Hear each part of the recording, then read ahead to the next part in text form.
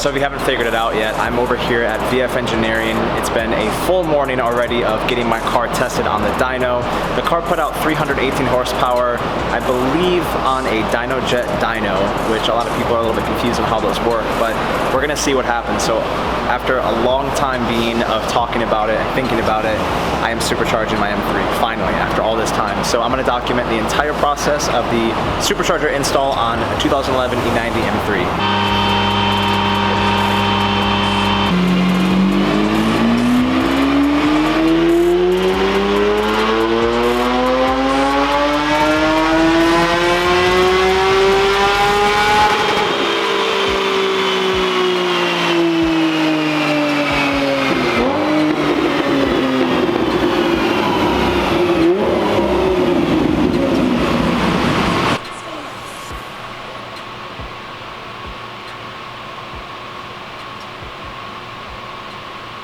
Now that my car has moved, it is time to install the supercharger. I don't know what that movement was, but we are gonna go ahead and break down the stock setup, which is the big old intake cover right there, and then replace it with something a little more powerful. Is this me right here?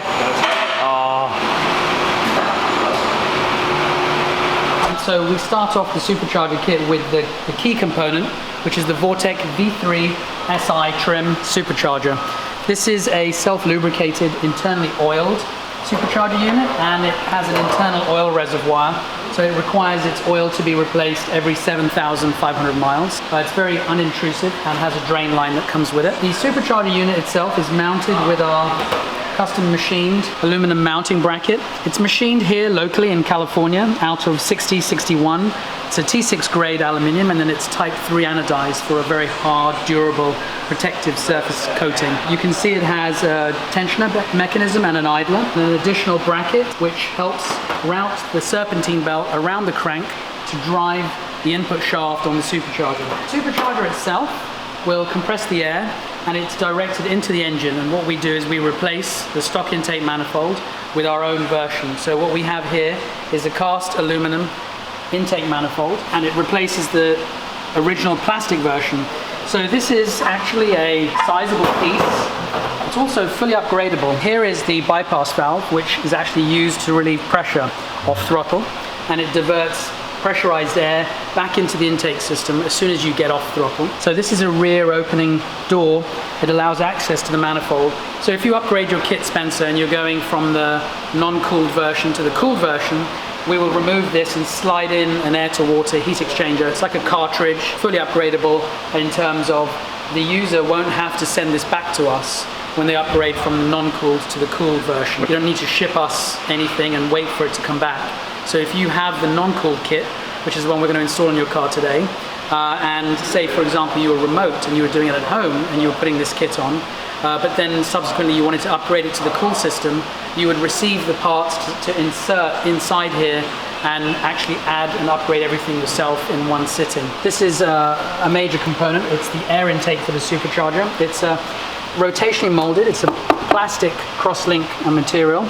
We actually manufacture this here locally in Southern California. Silicone with fluoro polymer lining to keep it fully emissions safe, and then crankcase ventilation hose. But you'll notice it actually has, I don't know if you can catch it on camera, it has a step inside there. Mm-hmm. So externally, the piece may look like it sits over the intake manifold, and you would imagine the air might hit this edge, the leading edge. Mm-hmm. So what these steps do is they provide a seamless internal path for the air, so there's no obstructions and the air won't tumble or experience turbulence. Another key component of the supercharger system are the upgraded fuel injectors.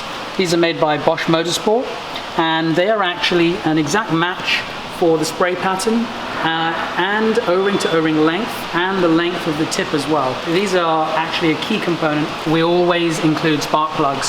Spark plugs are also a primary component of the entire combustion process, and installing new ones with the kit, very important.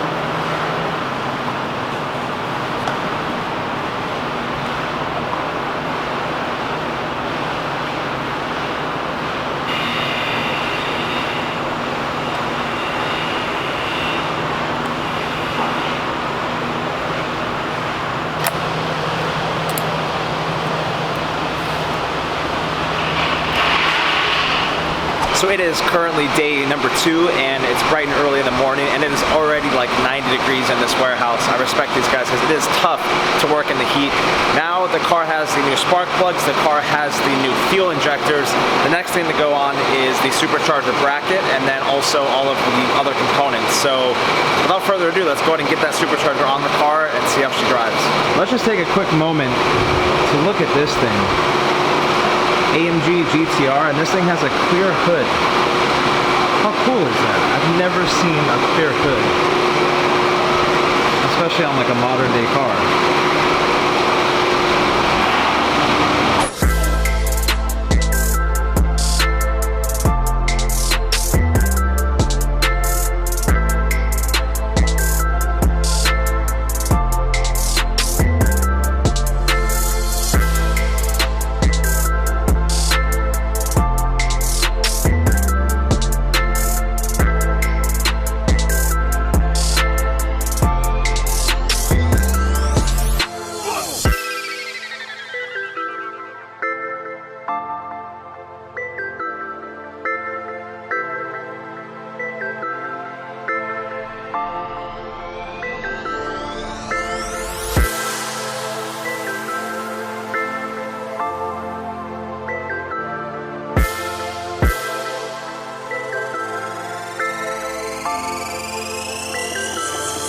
Screenworks.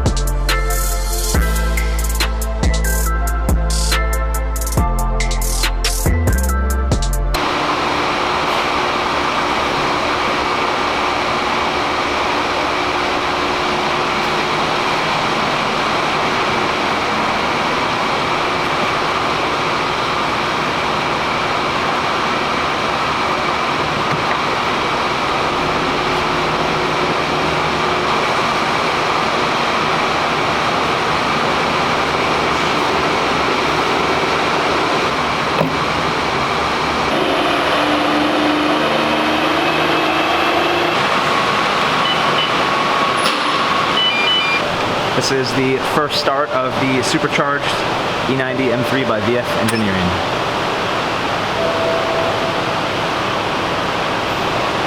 This is the first official start. Instantly hear it. Oh my god.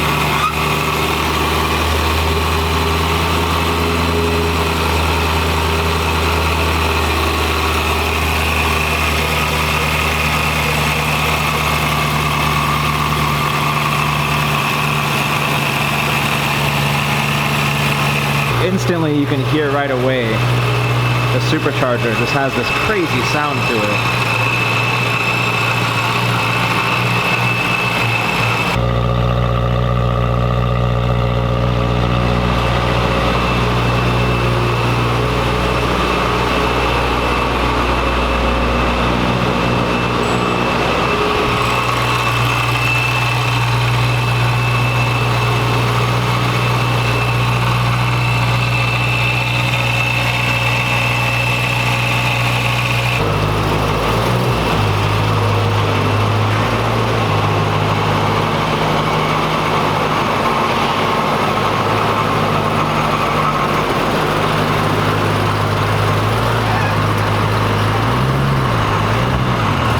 The exhaust is closed.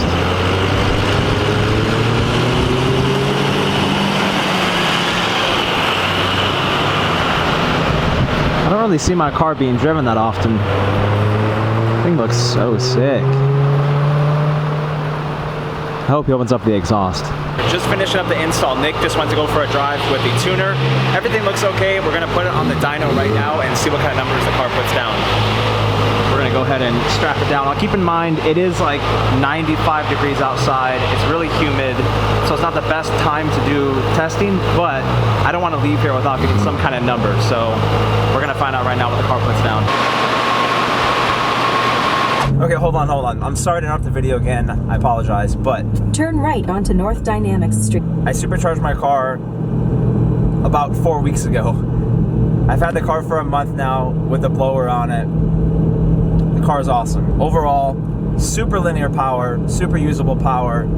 It's the stage 1 kit. It's not insane horsepower. It's just enough to be like, holy crap, I have a supercharger in my car. I hate train tracks. So I will be doing a review video in the future of like an overall thought on the car. I'll do a full video, blah, blah, blah. I am about 2 blocks away from VF Engineering. It is 8:35 in the morning on Wednesday. Labor Day threw me off. And we're gonna go ahead and dyno my car. Now, I know you're like, dude, stop talking. I wanna see it. You're probably already skipped forward, but we had an exhaust problem. IPEF1 setup was linked up to my primary cats on my car. Why? I didn't want to go test pipes because it was so loud. I stayed with the primary cats, ran an IP X pipe and Valvetronic rear end. The X pipe looks like this. If you see that little circle in the middle, that was restricting airflow on top of having primary cats on the car. So in half a mile, turn right. What you'll notice is that if you look at my shifter, I have no shift boot. When we put the car in the dyno and when you would drive it at high RPMs, you would hear all this like back pressure. It was not normal. So we figured out a bunch of crap, blah, blah, blah. I was with the IPE for like 2 years. I decided to go with a different route, which we'll talk about later. 400 feet, arrive at VF Engineering. Okay, we're here. RTD shifter, which is absolutely awesome. If you guys want to, you can check out the link below. So getting the car over on the dyno, getting it aligned. You may be able to hear it over video, but supercharger is super loud.